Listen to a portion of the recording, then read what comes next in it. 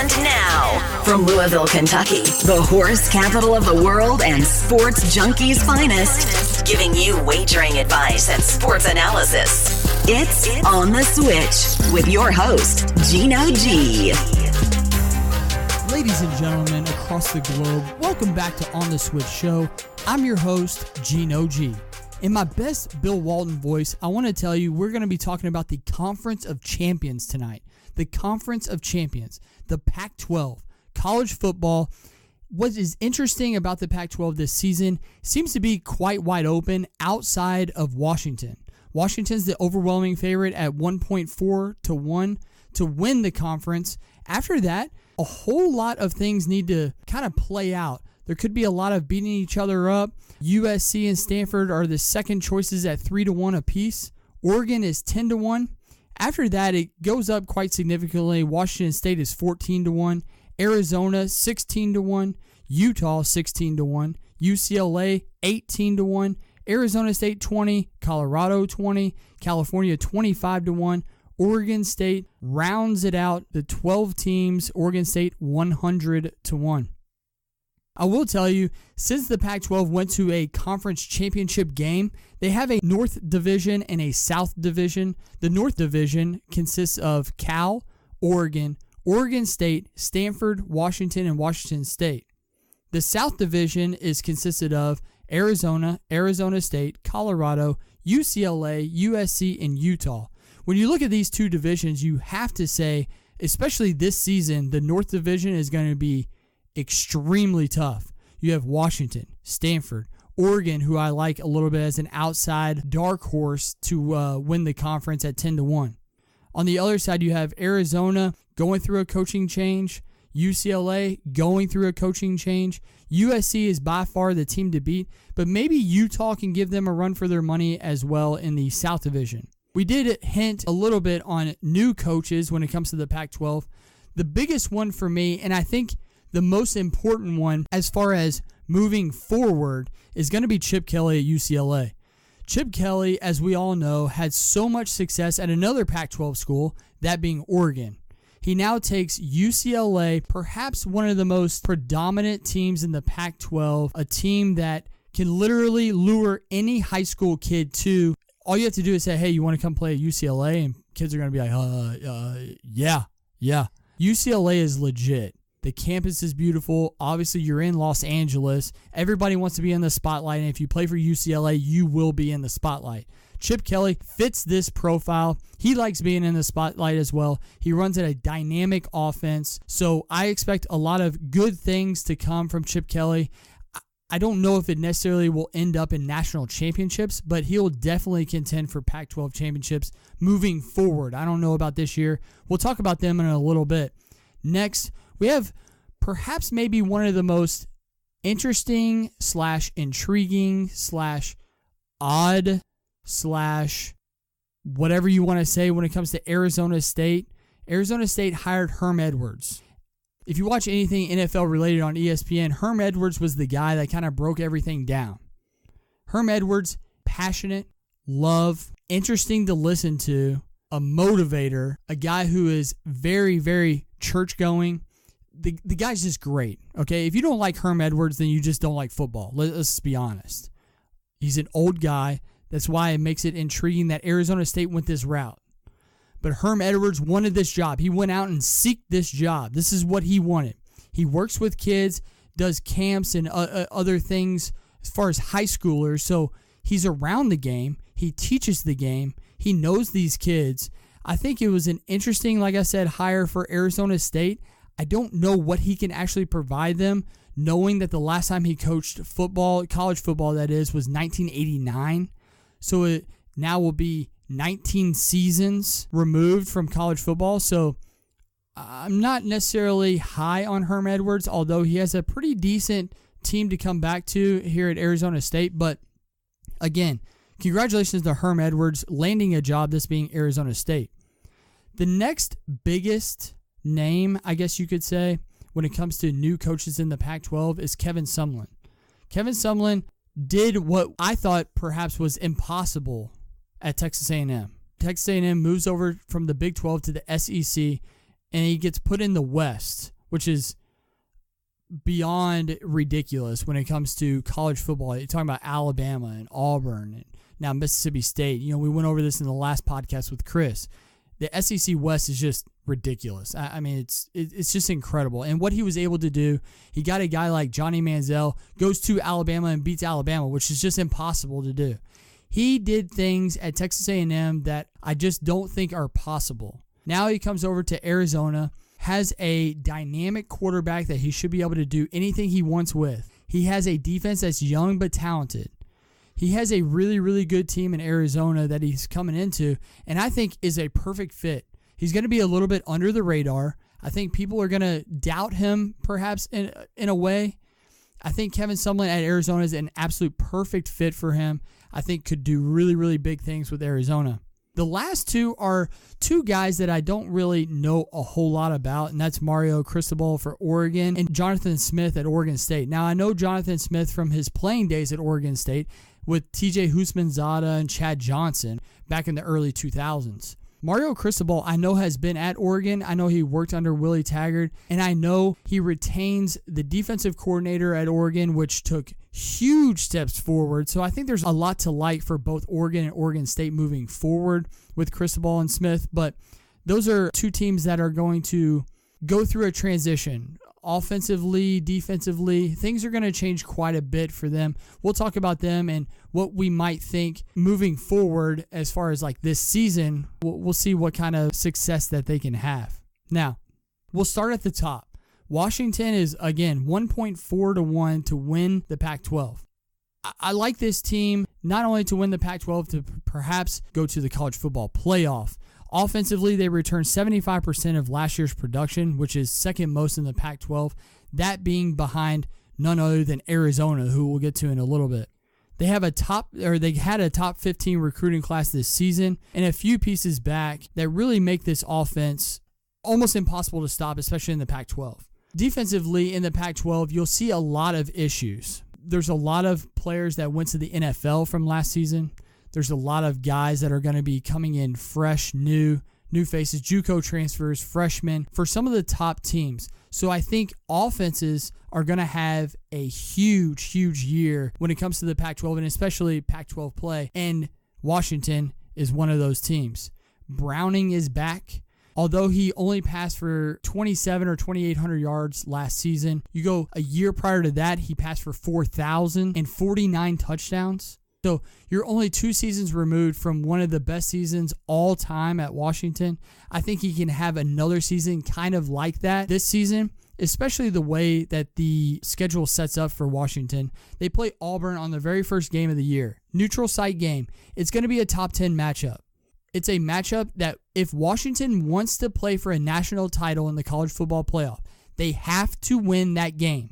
It's going to be ultra important. I don't think the Pac-12 as a whole is good enough that if perhaps they lose that game that they can move all the way back up into the top 4. I just don't think the Pac-12 overall is that good. If they want to go for a national championship, make the college football playoff, they have to win the first game at Auburn. Outside of that, you look at some of their key games at Oregon, going to be a big game. The very last game of the year, Washington State, big rivalry game. It's at Washington State. That's going to be another key game. But you get Stanford at home, and then other Pac-12 games, you have Arizona State at home, you have Colorado at home, you have Oregon State at home, who's going to be struggling to have a conference win. But road games, at Oregon, big. At Utah, which could be kind of a sneaky game. At UCLA with Chip Kelly, don't really know what to expect out of them. And then at Washington State, at Cal as well. So, again, with all the production coming back, I know you, offensively, I know you lose Pettis, a wide receiver, but Jake Browning has a huge chance. Hunter Bryant could be perhaps the most dynamic and best tight end in the NCAA. He's up for the John Mackey Award. I like Chico Klatcher, who comes back after injury. Quentin Pounds is going to be there. I just think this team is loaded on the offensive side. Peterson has everything working just like he did at Boise, moving everything in the right direction. Washington going to be extremely tough to beat in the Pac-12. When you talk about defense, perhaps one of the next head coaches to be picked up this next season is going to be Pete, and I could perhaps get this last name incorrect, but we'll give it a shot. Witikowski. Pete Witikowski. The way he's been able to develop 3- and 4-star guys into absolute studs has just been incredible. Although he has had a wonderful front seven over the past couple of seasons, this is undoubtedly his deepest front seven since he's been there. Johnson and Gaines are just monsters up front. Then you have Bartlett, perhaps a first-round pick. Bartlett, I think next year's draft, he's going to be a guy that's going to be buzzing when it comes to NFL draft time. Then you have Pataway, Bowman, and Williams as well. On the corner and the back end is perhaps where the most vulnerable this defense is going to be. Up front, they're going to get sacks. They're going to pressure. I would be surprised if they give up a rushing game as a team of 150 yards or more. I would be baffled. They'll have so many tackles for loss when it comes to the front seven. The back end and the cornerbacks and the safeties is where perhaps things can get a little iffy. I like Taylor Rapp. He could be perhaps the next big thing when it comes to cornerbacks at Washington. I love Azim Victor, Keyshawn Barrera. I love these guys. I think they have a lot of talent on the defensive side, but perhaps in the pass game they could maybe be vulnerable. Luckily for them, Auburn is going to be more of a run-heavy offense, although I think Stidham could take some shots down the field, and I think if perhaps there's going to be, again, as I said, a part of Washington's defense that's going to be vulnerable, it's going to be cornerbacks. So if perhaps Auburn takes this forward, Stidham's going to go down the field, try to attack the cornerbacks. Auburn going to be run-heavy, so I like Washington in this game against Auburn. I think front seven, they'll be able to stuff them. They'll force Stidham to pass the ball. I don't think that's necessarily his thing. So I like Washington in that game, and I like Washington to do a lot of great things when it comes to the Pac-12. I don't see them losing any. If perhaps they do, it's going to be something goofy like at Oregon in a night game, at Washington State in a night game, in a rivalry game. Those are two games that I would look out for. But again, heavy favorites, that being Washington, 1.4-1 to win the Pac-12. I like a lot of the things that they have going, and they're going to be tough to beat. Next at 3-1, we have Stanford. Stanford's schedule is what is most concerning for me. They play South Dakota State first game of the year. That's going to be a win. Although powerhouse in D2, Stanford will take care of business. But then they play USC at home, second week. Now, over the past couple of seasons, they have forced this game earlier in the season, kind of like Miami has had Florida State or Virginia Tech early in the season. This game has been a common theme second week, third week of the season. So you got that second game of the season at home, which is key. Then you play UC Davis at Oregon, then at Notre Dame, Utah at home, then at Arizona State. Those are like 4 or 5 game stretch that I think Stanford, if perhaps they're going to do something beyond just the Pac-12. This is the stretch at Oregon, at Notre Dame, Utah at home, at Arizona State. These are games that they just can't lose. The at Notre Dame game going to be another clash of two top 25 powers, going to be both run heavy. I mean, we'll get to it in here in just a second, but Bryce Love comes back to Stanford, which is just amazing to me. Stanford, I think, has a chance to run the table when it comes to the first half. Then you play at Washington late in the season. That could be the clash of the clash when it comes to the Pac-12. That could determine a winner of the Pac-12, not only just their side of the conference, but the conference as a whole. So, again, offensively, Bryce Love. It's all about Bryce Love. The do-it-all back decides to come back to Stanford, which is huge for the growth of Stanford this season. You add that with the fact that KJ Costello comes back at quarterback, top 4 receivers return, and 4 of 5 linemen from last season as well. That together is so important. If there has even been a staple for Stanford, it's the fact that they always have a huge line that are athletic, and they love running the football. Arcega Whiteside, Trenton Irwin, Orsisis St. Brown, Colby Parkinson, and Caden Smith at tight ends, along with those wide receivers that I noted. KJ Costello has all the weapons on the outside.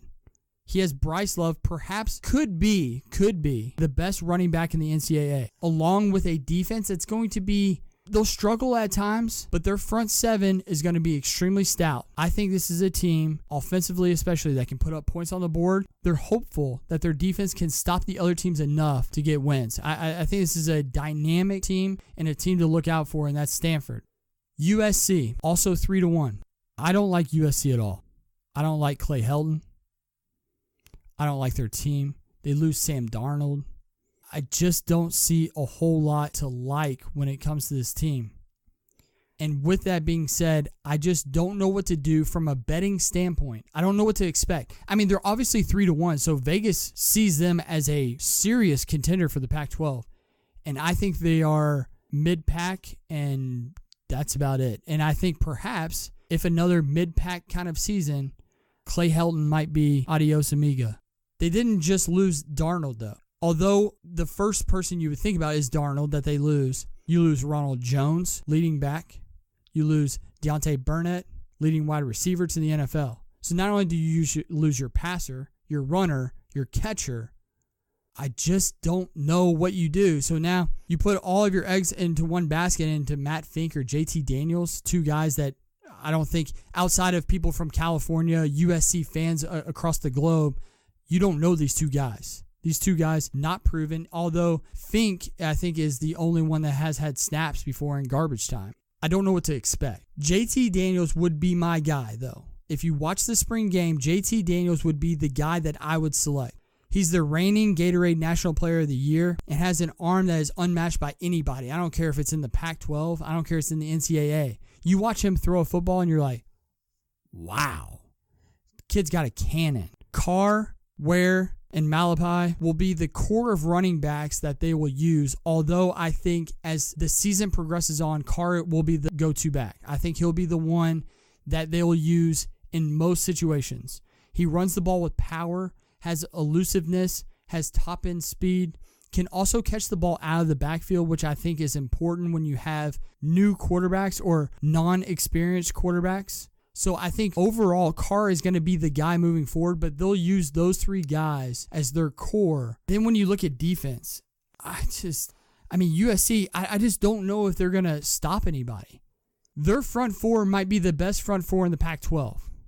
They had 46 sacks last season, and now that experience, most of it at least, comes back. So I think they'll get to the quarterback, but man alive, you look at the cornerbacks and the safeties, you'll start 2 juniors and 2 seniors. But none of them have played. Or if perhaps they have played, it's been very little. So now you take, although what should be experience, not really that much experience.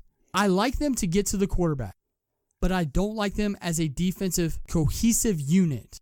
They'll have to blitz a lot, get to the quarterback, rush. But I think on the outsides in one-on-one situations, it's going to be a big struggle for USC. I expect them to give up a lot of points and perhaps score a lot of points, but I just don't see them with their schedule again at Stanford, at Texas, at Arizona, at Utah, at Oregon State, which is, going to be a win, but Corvallis can be just nuts. And then they play at UCLA and then Notre Dame at home. I mean, you're talking about all these road games. I mean, Stanford, Texas, Arizona, who's going to be so, offensively especially, with Sumlin, has Tate coming, Kahil Tate coming back.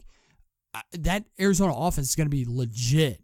At UCLA, Chip Kelly, you never know what to expect Chip Kelly. I mean, I know it's not his guys that are at UCLA, but it's Chip Kelly. Are you serious? And then you play Notre Dame, who's going to be top 10, and perhaps last game of the season where Notre Dame, with a win, could perhaps get themselves into the college football playoff. But I would be hard-pressed to see this team go 6-6. They have talent. I understand that. But Clay Helton hasn't proven to me, at least, to take a team to the next level. You had Sam Darnold. Are you kidding me? If you can't win with Sam Darnold, then I just don't know how you're going to win with a new quarterback.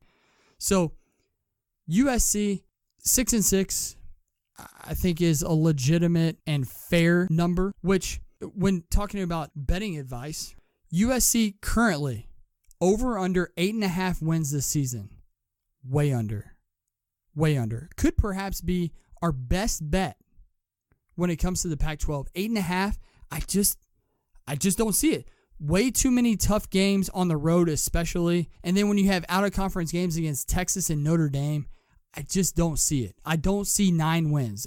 No way. 9-3, If they do, it's going to be the biggest surprise, to me at least, that USC wins 9 games. Next, 10-1 is Oregon. This is a team, and we hinted on this just a little bit earlier. Oregon is the team that I think has a chance to win the Pac-12 overall, not just their side. I think Oregon has a chance to win it all. Willie Taggart, and this is what was the most intriguing part about Willie Taggart moving back to Florida State, back to the state of Florida. You know, he coached South Florida, for 2 seasons before moving to Oregon. Before that, he coached at Western Kentucky. So in one season, the way he had that team going, especially late, wow. Then he had a defense that improved tenfold. You had to think, if Taggart stayed, which he didn't, but if Taggart stayed, holy cow, the team that he had coming back is just unbelievable. Now, you leave it up to a new guy in Cristobal, who I don't know much about. But the team that he has, if he goes with the same system in which Taggart had, especially offensively, look out. In 7 games with Justin Herbert as quarterback, 7 games, he only played 7 games, got hurt. In 7 games, they were 6-1. You think, okay, all right. In those 7 games, they averaged 52 points a game. 52 points a game. How about this? In the other 5 games, they went 1-4. 1-4. They averaged 15 points a game. Herbert's back. He's healthy. You think 6-1, average 52 points a game. If Cristobal goes with that same sort of offense with Herbert back, you return so many pieces of an offense that was just explosive.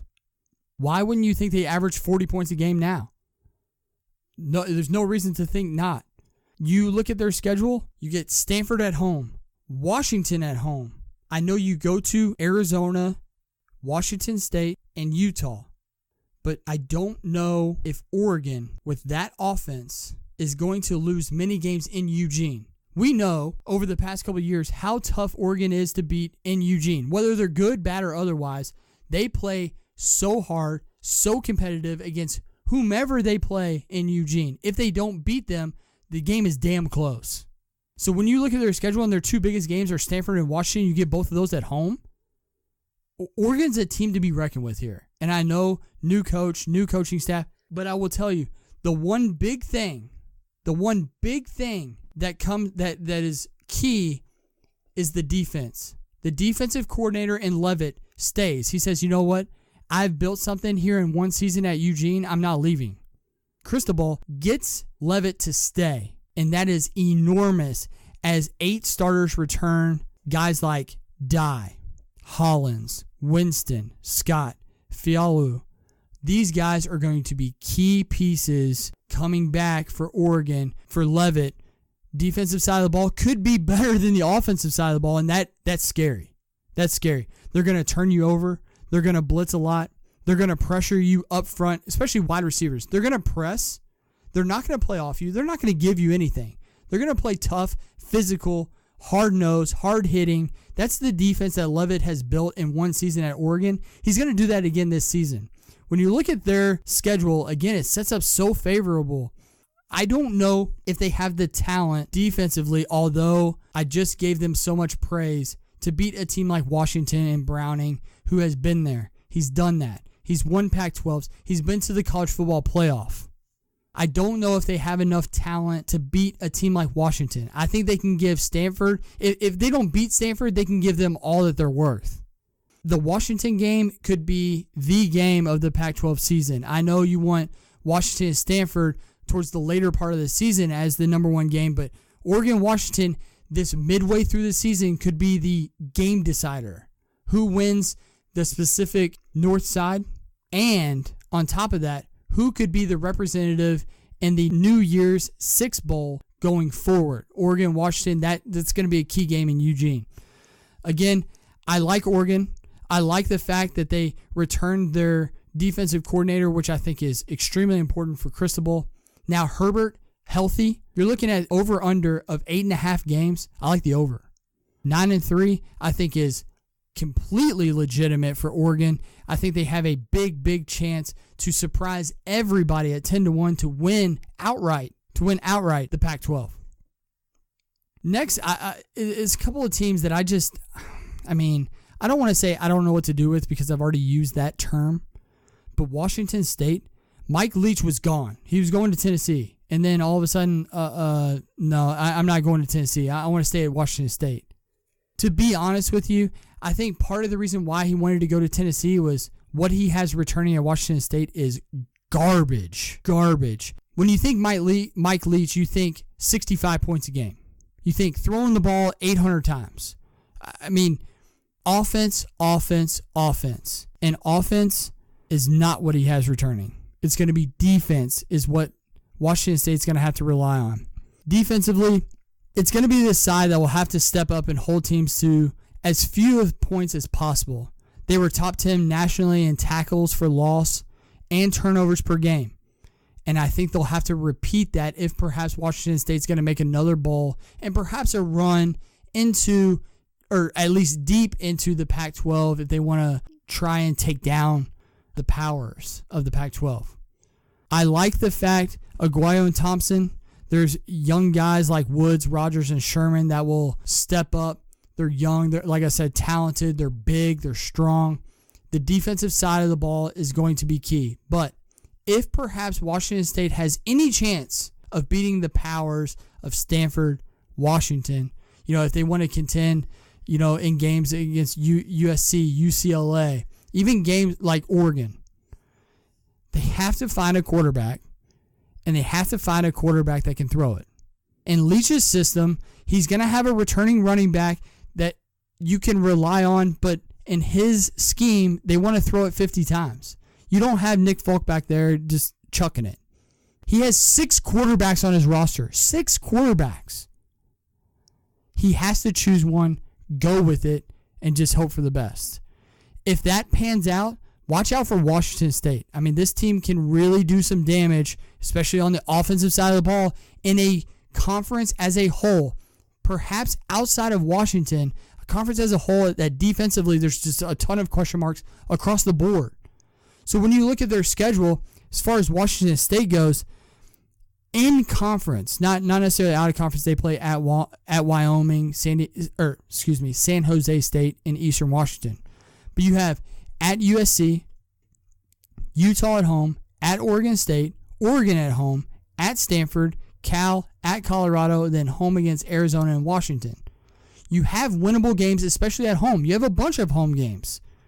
If he finds the right quarterback, Mike Leach can make anybody throw for 5,000 yards and 50 touchdowns. But it has to be the right guy. If he doesn't have the right guy, kid makes bad choices, whatnot, it could be a long season at Washington State.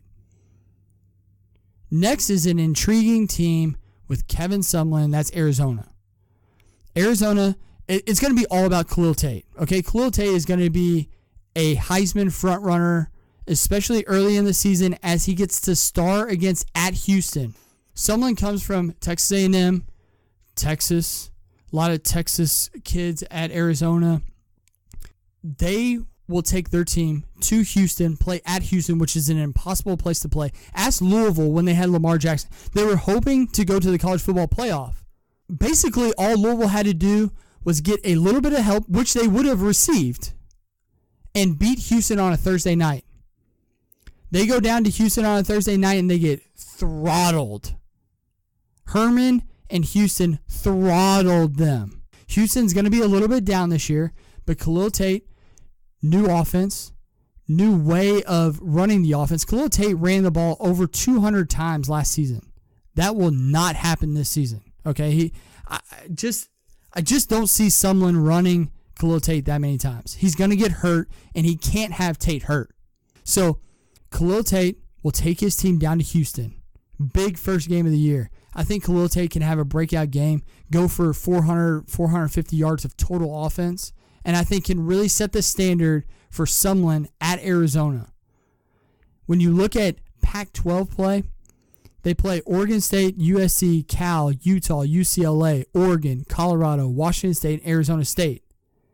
Well, when you hear all of those teams, you fade Washington, you fade Stanford, and when you get USC at home, you get Oregon at home, the biggest game that you play on the road perhaps could be UCLA or Washington State. I'm not kidding you when I say when Arizona plays at home and Khalil Tate has that offense going, watch out. I think this could be a common theme when talking about the Pac-12, home teams. So if perhaps I can give you a little bit of insight and a little bit of betting advice when it comes to the Pac-12. Watch for home team as dogs. So Arizona, I don't think will be a home underdog this season. If perhaps they are, it's going to be against USC. I don't necessarily know if they will be, but it will be a 3-point spread. Depending on how USC does against Stanford, I think can depict whether or not USC will be a favorite in Arizona. But you take teams like Arizona, Oregon, UCLA even. Great historically home teams, and especially recently.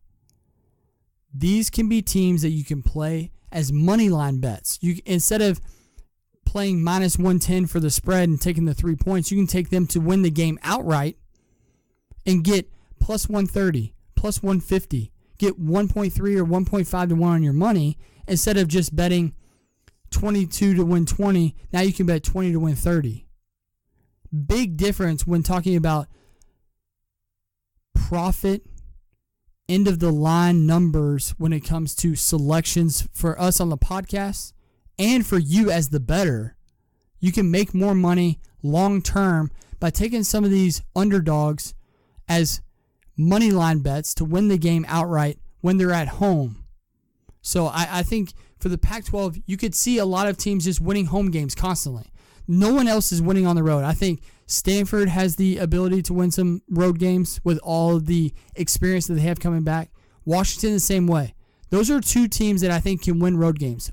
Other than that, I think everybody can lose to anybody on the road. That includes Oregon State in Corvallis. Corvallis is one of the toughest places to play, especially when the fan base can get behind new head coach whose alma mater is Oregon State. So everybody's going to want to team up, get behind this new coach, have a couple of upsets perhaps. Anybody can lose to anybody on the road, and I'm telling you, it could be a common theme. So when you have a team in Arizona that plays so many home games, and you have a guy in Khalil Tate who's going to be a Heisman frontrunner to start the season, and then Kevin Sumlin, are you kidding me? Watch out for Arizona. Arizona is going to surprise some people. Arizona could be what I consider a hot team. And when you're talking about hot teams in sports and sports wagering, it's a team that you ride literally the entire year. You bet them every chance that you possibly can. So I'm going to watch for early in the season, they play BYU at home. Then they go to Houston. Those two games will be huge because afterwards we could ride Arizona the rest of the season. We might not ever lose. So that's Arizona for you. Just note, small little note that I have written down here. Arizona, it's not just Khalil Tate. They have 9 starters coming back on defense. You get all these athletes, and especially experience with Kevin Sumlin. Look out. I mean, Arizona is legit, okay? Why they are 14-1 to win the Pac-12 is just insane to me. I might put a small wager on them just in case if things fall apart up top, like Washington and Stanford. This could be a team that just goes under the radar. First-year head coach, Khalil Tate, could have a Heisman-type performance this season. Arizona, look out. Next, and after Arizona, after Arizona, things kind of fall off the map. You have Utah, whose schedule doesn't set up favorable for them. They're really good in Salt Lake. Outside of Salt Lake, historically, especially over the past couple of seasons under Whittingham, not very good. Okay? So when you play games like at Washington State, at Stanford, at UCLA, at Colorado, these games just don't set up super well for them. They do get Arizona, Oregon, Washington at home. But Utah's going to struggle on the offensive side of the ball. They do have Huntley, who comes back. They have Zach Moss, who comes back as a running back. You have Covey, who will be the guy on the wide receiver, for the wide receiving core. I just don't know if they have enough firepower to keep up with some of these high-powered offenses to the Pac-12. Defensively,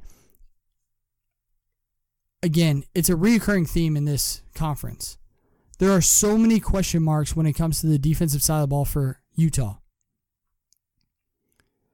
The front 3 or 4 are great. They will get to the quarterback.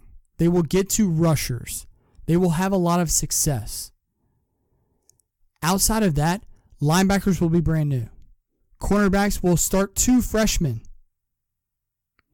Safeties will start a JUCO transfer and a sophomore. I'm scared for them, for the teams who are going to throw the ball, like Arizona, like Washington. Could have a lot of issues on that back end. Could give up a lot of yards, a lot of points. Utah, not a big fan of, and we'll get to a little bit on them when it comes to over-unders here in a little bit, because it perhaps could be my best bet of the Pac-12. After that, an intriguing team, I think just because of head coach, and we've touched on this just a little bit, is Chip Kelly and UCLA. UCLA has talent coming back. Chip Kelly, with talent, scary. But the biggest issue is defensively. Defensively, even when he was at Oregon, was not great. Okay, he was just going to outscore you. If perhaps defense gave up 60, he was going to score 61. Especially with Marcus Mariota, that team. That team defensively was pretty decent. Although, what people don't understand, they still gave up 26 points a game, but they scored 50. Okay? So, his defenses have done enough. But the fact that he tries to score so quickly, his defenses are out there for so long. So I think this season could be a struggle, but look out for Chip Kelly and the UCLA Bruins moving forward. Their schedule, scary game coming right out of the box, and that's Cincinnati. Cincinnati is going to be a scary team in the AAC that perhaps maybe we'll get to in another podcast when we talk about outside teams like Boise and Cincinnati and Memphis, Notre Dame, independent team. Some of these teams that maybe could make a run towards undefeated seasons, possibly a team to sneak in the top 25, get into a New Year's Six Bowl. But Cincinnati, scary first game, and then hey, Chip Kelly, welcome to UCLA at Oklahoma, who is a favorite to win the Big 12. Good luck winning that game. As far as in conference, they play at Colorado, at Cal, at Oregon, and at Arizona State. They have home games against Washington, Arizona, Utah, USC, and Stanford. So you play literally the top echelon teams every game. So the four top teams, you play them all. Now, granted, you play them all at home. But unless if Chip Kelly finds a way to get a quarterback to play in his system successfully, if he can find a running back that can be, for a lack of a better way to say it, successful, because Josh Rosen was having to throw the ball 60 times a game. So if he can find a running game that's successful, perhaps Chip Kelly and the way that he runs offenses and just his offensive mind, although he's been away from the game for a few seasons when it comes to college football, perhaps Chip Kelly could get the bus going in the right direction. I don't see them 6 wins maybe, and that perhaps could be a stretch, but they play so many home games that maybe Chip Kelly gets things going in the right direction, maybe surprises a couple of teams, but 6 wins, that's it for Chip Kelly in his first season. Arizona State, we touched on this, Herm Edwards. This is a team that if they got, and I cannot believe that I'm saying this, if they got a legitimate top echelon head coach in college football, the amount of weapons that they have coming back, Arizona State could be a legit contender in the Pac-12. But Herm Edwards, although he's the greatest motivator, and he is perhaps one of the best teachers of all time when it comes to young kids developing, I don't know, being away from coaching, especially the college level, for 19 years, I wonder if he's just a little bit out of touch. Okay, and that's sad to say because I love Herm Edwards. I love his passion. If you haven't watched his speech when being presented as head coach of Arizona State, go watch it. Go watch, YouTube it and watch it. And tell me, as a kid that's going to Arizona State, that you're not just jacked to play for him. He's going to do good things for those kids. There's no doubt. But are those good things, do they end up as W's at the end of the season? I don't know. I honestly don't know. And that's sad to say because all I want from Herm Edwards are W's because he deserves that. Looking at the schedule for Arizona State, gulp. You play Michigan State, who will be top 10, top 8, top 5 perhaps in some polls. You'll play at Washington. You'll play at Oregon. You'll play at USC. You'll play at Arizona. You get Stanford at home. You play Oregon State at home. You'll play Utah and UCLA at home.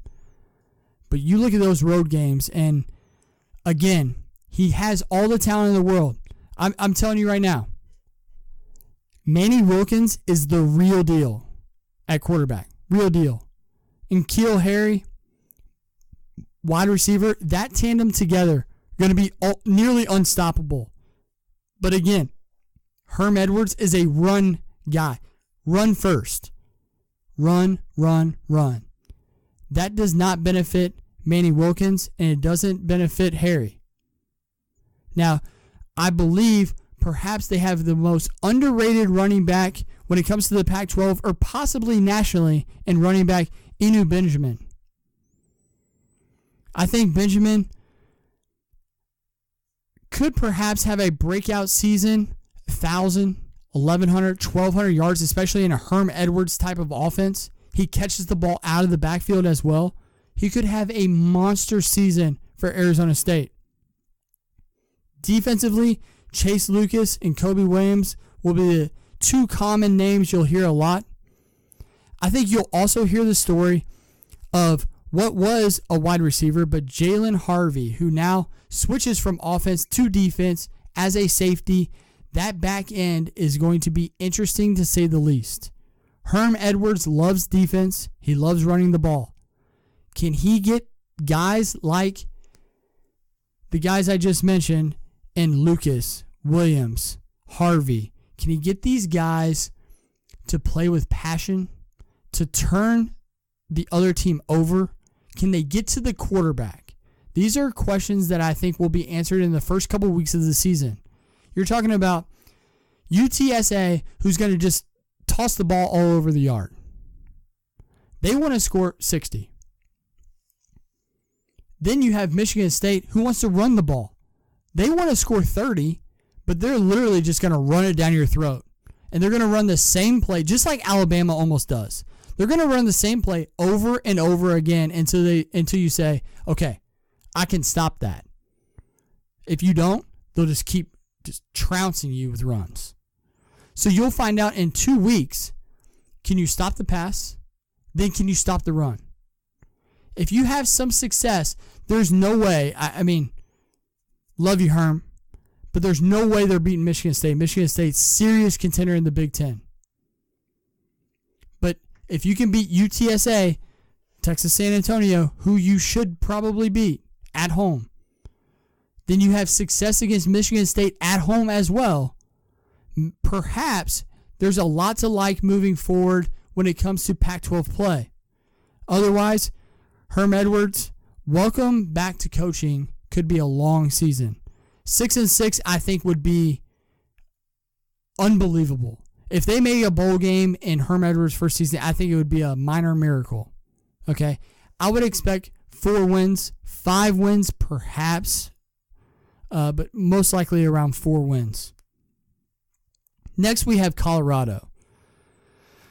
Oh, man. Colorado, they have Steven Montez, who might be the most talented quarterback, but a complete head case. Okay? The kid has all the talent in the world, was a 5-star recruit. He was the next big thing. But then you watch him play, he gets mad at himself, he gets down on himself, he tries too hard, tries to make throws that are just impossible to make, tries to do more than what he's capable of. I think if he can just settle in, settle down, I think with a new offensive coordinator, maybe perhaps run plays that are subtle for him. Easy, little quick outs, quick slants, swings to the running back, things that can kind of get him in a rhythm, get some confidence. I think this could be a guy that could have a monster year. Again, when talking about questions when it comes to defense along the Pac-12, this is a guy that really has a big chance to do some damage in the Pac-12. Colorado isn't good as a team as a whole. Defensively, they'll give up billions of points. Billions. But Montez can have a lot of success offensively. And then Colorado at home notoriously has been really good. You look at their home games, you have UCLA, Arizona State, Oregon State, Washington State, and Utah. Winnable games for them if perhaps the defense can grow, get some camaraderie, have some success, and then Montez plays within himself. If that happens, Colorado can win some of those games at home. Otherwise, another long season for a team in Colorado. Again, when you look at their away games, they play at USC, at Arizona, at Cal, at Washington. I think they can beat Cal. Other than that, they're not going to win the other 3 games. They also play out of conference at Colorado State in a rivalry game. Then they play at Nebraska. Scott Frost, his first season at Nebraska. I don't see them winning either one of those 2 games. I like Colorado State a lot. And then I like Nebraska and Scott Frost, his first season. I don't think they win either one of those games. Again, I think this could be perhaps McIntyre's last season at Colorado. I see 4 wins, 5 wins maybe. Depending on Montez, he could take them to 7 wins, but it would be a huge surprise. It would be the story of the Pac-12 season if they got to 7 or 8 wins. I don't see that happening, but they have talent to do it. So I'm not going to say it's impossible, but it would be a big, big stretch. When it comes to California, who's our next team? California, I want to say intriguing, but could be a cupcake in a way of a different way of saying it. They could become a cupcake in the Pac-12. Cupcake meaning they could be just trounced by everybody. You look at their Pac-12 games, so their schedule. They play Oregon, Arizona, UCLA, Washington State, USC, Stanford. Although some of those games are at home, you play the top end of the Pac-12. California, Bauer should be the guy, again, to run the Cal offense that was, for lack of a better way to say it, lackluster last season. I think part of that is because there was no real, quote-unquote, deep threat. What's positive, though, from last season is Patrick Laird. Patrick Laird ran for over 1,100 yards. He had another 40 catches plus and 10 total touchdowns. For this offense, which in recent memory was quite potent, it's all about the wide receiving core, which should improve. Robertson is back off of an injury. Noah and Wharton caught 120 balls plus together. They had 9 total touchdowns. They need to repeat that and Robertson go off if they want to have success on the offensive side of the ball. Defensive side, although they had progression from 42 points per game in 2016 to 28 points per game giving up in 2017, I think this unit regresses back more towards 42 points a game. I don't think that they'll literally give up 42 points per game, but it could be in the 30s easily. I do have to say, again, with playing the top 4 teams in this conference, those 4 teams offensively are going to be juggernauts. The front 7 is going to be the best part of Cal's defense, although they lost some key parts. I think the unproven back end is where the issue is going to lie. And I think that's where they're going to lose a lot of games, unfortunately. Cal, can they surprise anybody? No. No, they can't. I think they can put up points in a team that perhaps could be an overplay, a sneaky overplay, when it comes to totals in certain games, especially home games. It's Stanford, Colorado. These games could go way over, score 80 points or something like that. But as far as the season as a whole, I don't like Cal at all. Along with, I don't like Oregon State. We mentioned Corvallis being a tough place to play. And they do have Jake Luton, who will be leading the charge again at quarterback. They'll have Artavius Pierce to hand the ball to. But that's it. Hodgins at wide receiver will be a handful. He's big. He's strong. He has speed. A lot of top-end speed. So there are things to like moving forward. But as far as this season, ouch. They do have a top tight end and Togai, who's going to be tough. But again, offensive line could give up sacks galore. Luton might not even be able to get the ball away because their offensive line is going to be atrocious. I feel for new head coach, but again, as we said, as it goes with so many of these teams in conference, Corvallis is impossible to play at. I mean, for instance, ask Stanford. Stanford last season with Bryce Love, they come in as 28-point favorites on a Thursday night. And I told everybody that I knew, I know we didn't do a podcast then, but I told everybody that I knew that gambled. I said, hey, Thursday night in Corvallis, Stanford doesn't want that game. Oregon State had that game until they gave it up, goes into overtime, Stanford kicks a field goal, wins the game. But 28 points was never in doubt, and that can happen multiple times this season if perhaps the city of Corvallis and Oregon State fans come out in loads. You're talking about home games against Oregon, which is a rivalry game. You have home games against USC, a winnable game against Cal. You have Washington State at home. You have Arizona at home. There's a chance. I'm not saying that they're going to win multiple games in the Pac-12. But there is a chance that Oregon State can give a lot of these teams fits when it comes to the offensive side of the ball. And I think the new head coach can give a lot of passion as he played there in the late 1990s and the early 2000s. So I think there is a lot to like moving forward as far as future for Oregon State. Unfortunately, this season, I don't see them doing anything defensively to stop anybody. I don't see them having the firepower to keep up with teams like Oregon or even a team like Colorado. So I think it's going to be a struggle. And I think Oregon State is going to have a long season. And unfortunately for home guy, new head coach, perhaps over under 2.5 wins. I don't want to take the under, and I won't suggest anybody to bet the under. But 2 wins seems about right. Seems about right. I think they can keep games close, but I don't know if they can get over the hump. So as far as bets, when it comes to the Pac-12, the Conference of Champions, my champion, undoubtedly, and we touched base on this when it comes to the SEC, when we talked about the SEC with Chris.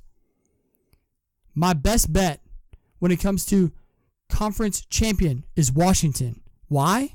Oh, well, Gino G, you went on record by saying in the SEC podcast, the show, you like Washington to win the national championship. That's right.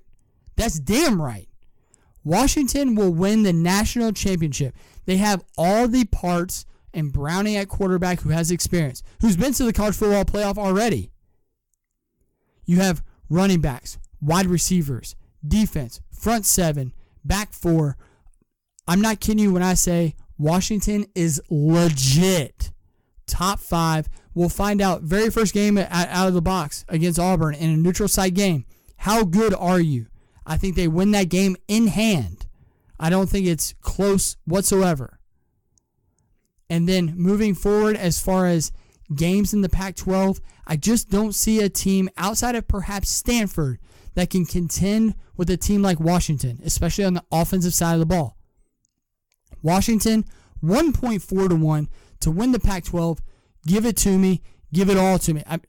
Washington to win the Pac-12. Washington to make the college football playoff. Washington to win the national championship. Value. That's what we give you here at On the Switch. Value, value, value. 1.4 to 1. Yeah, book that. Give me Washington. As far as over-unders, I know let's go back, touch on Oregon as we gave them out as a sneaky play to win the Pac-12. I will tell you this. Whoever wins the North Division is going to win the Pac-12 championship. You look at the South Division, Arizona, Arizona State, Colorado, UCLA, USC, Utah. There are so many question marks. Perhaps, I don't know if we can find it, and we'll have to maybe look, and I can post it on Twitter at OnTheSwitch1 or on my personal one at DeVilleKY32. If we can find odds to win the South Division, I think perhaps there could be value in Arizona to win the South Division. Some people will pick Utah. Some people will pick USC. USC's 3 to 1 to win the Pac-12. They should be overwhelming favorites to win the South Division. Give me Arizona, Kevin Sumlin, Khalil Tate. I'll take that combo all day long to win the South Division. But I think whoever wins the North Division, whether it's Oregon, Washington, Stanford, I just don't see either one of those three teams losing to a team in the South Division, period. End of story. So I like Washington to win the North Division, to win the Pac-12, and to win the national championship. Okay. After that, looking at over-unders. Washington at 10.5. Yes. I like the over. I don't love the over. I think 10-2 is a legitimate possibility. Although if they go 10-2, they have no chance of winning the national championship because they will not make the college football playoff. But when you look at some of their games, they play at Oregon, as we noted, as a big time game. But they play Auburn in a neutral site game. They play Stanford at home. Outside of that, games at Utah, at UCLA, at Washington State, at Cal, all games that they should win. They'll be heavy favorites in all those games besides at Utah, which could be a, touchdown kind of odd. As far as odds-wise, the spread could be like a touchdown kind of game. Otherwise, they should be overwhelming favorites in every single game besides, again, at Utah and at Oregon. Over 10.5 for Washington. Stanford's over-under is 8. I don't know. I'm not... Although they have so many returning starters on offense, I think defense is where they'll struggle. And 8 wins seems legitimate. I think you can break even if you have to take an over-under of 8 and you chop at 8. I think it's okay to play the over. I think 8-4 is probably what they go. If perhaps they can sneak a win against Washington, I think that's a 9-3 is definitely possible. But they have games at Oregon, at Notre Dame early in the season. They play USC at home. If USC is as good as what Vegas thinks that they are at 3-1 to win the Pac-12, that game is going to be really fucking tight. You look at those 3 games, they could easily lose all 3 of those games, and then they go to Washington late in the season. That's a 4th loss. So that's 8-4 right there. I don't see them losing any other games outside of that. But I don't know if they win any of those games either. So I will say I will lean over, but I don't really like that line at all. USC, and this is where we get to some of the most intriguing over-unders. USC, 8.5. Under. Way fucking under. Listen, I'm off USC. If USC does big things this season, I won't win any money when it comes to the Pac-12. Period. End of story. I'm playing against USC as much as I possibly can. Starting second game of the season at Stanford, yeah, give me Stanford. At Texas, yeah, give me Tim Herman in Texas. They're heading in the right direction. We'll cover the Big 12 next on the next episode. Then they play at Arizona. Yeah, Khalil Tate, Kevin Sumlin, probably one of the big time games for Arizona to, 4 or 5 games into the season. Yeah, yes please. They play at Utah, another sneaky game. They play at UCLA, then end the season against Notre Dame at home at the Coliseum. No thanks, man. 8.5, 9 wins out of that? No way. Give me the under big. Under big for USC. Oregon, we like. Okay, we like Oregon. 8.5, I think, is a legitimate line. But I'm going to trust Cristobal. I'm more going to put more trust into Leavitt on the defensive side as the defensive coordinator. I like Oregon a lot. The issue that I have is banking on the fact that Herbert stays healthy. If Herbert stays healthy, 8.5 should be no breeze, way over. If he gets hurt, obviously, according to last season, they went 1-4, only scored 15 points per game. Now, I know they played the top echelon in those 5 games, but in those 5 games, couldn't score. They're not going to win many games if Herbert doesn't play. I will lean towards over. Next, Washington State, over under 6.5. Give me the under. On the opposite side of the spectrum, the next team down at 16-1 to win the Pac-12 is a team that we just touched on, Arizona. Kevin Sumlin, over and under 8. Give me the over. Khalil Tate's just that good. Period. End of story. Khalil Tate will carry them as far as they want to go. Utah, over under 7. I'm going to lean towards the under. I don't like it, but I'm going to lean towards the under. UCLA, over under 5. It is beyond me that a Chip Kelly team has a win total of over under 5. I will lean towards over just because I think the upside of Chip Kelly's mastermind offensive ability, I think they win 5 games. I don't know if they win 6. But if you chop at 5 games, I will lean towards the over because I don't see them winning only 4 games. Here we go. Arizona State, over under 4.5. I'm going to take the over just because I love Herm Edwards. I don't think it's worthy of a big bet, but I think Herm Edwards can do enough with his returning players to win 5 games. All right, here we go. Best bet when it comes to over-under in the Pac-12. Colorado, over-under 4.5. Under. Way under. Sounds crazy because they have offensive capability of just being really good. Defensively, not good at all. Not good at all. They don't have enough home games moving forward that I think they can win. When you look at their home games, I know we went over this a little bit earlier, but you look at their home games, they have New Hampshire, that's 1. You play UCLA, perhaps that's 2. I'm not going to give it to them. I like UCLA in that game, Chip Kelly, but it is at home. Then you have Arizona State, again, another team that is picked ahead of them. I don't know if they win that game either. You have Oregon State at home, which they'll beat. So that's 2. You have Washington State at home. I don't know.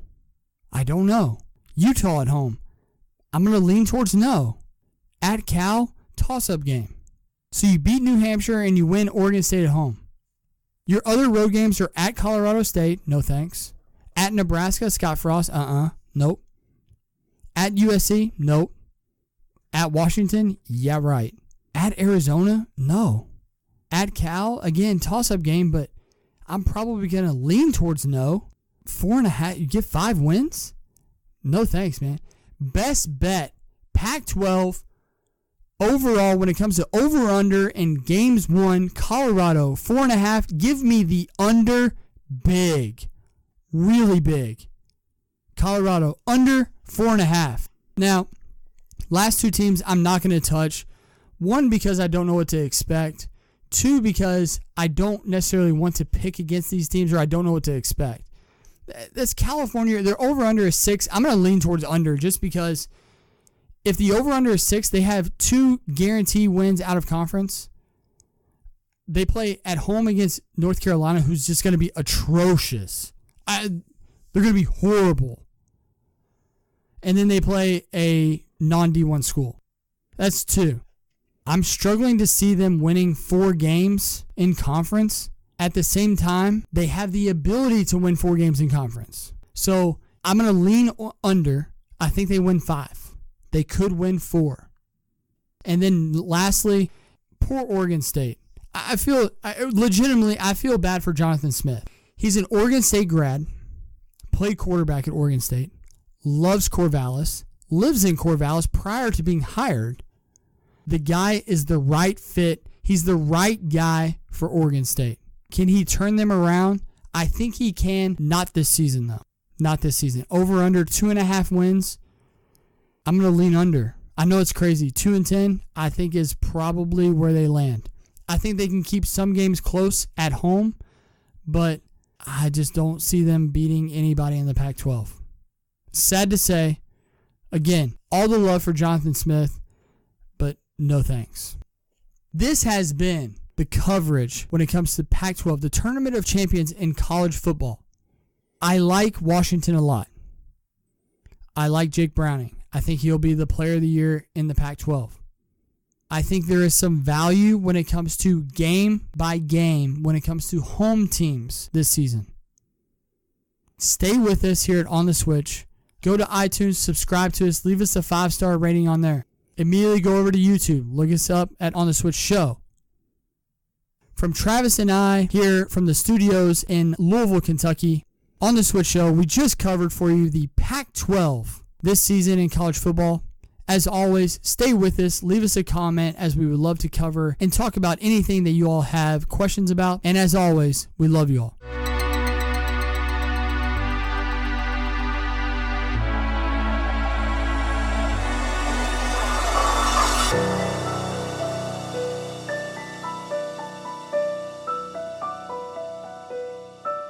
On the Switch.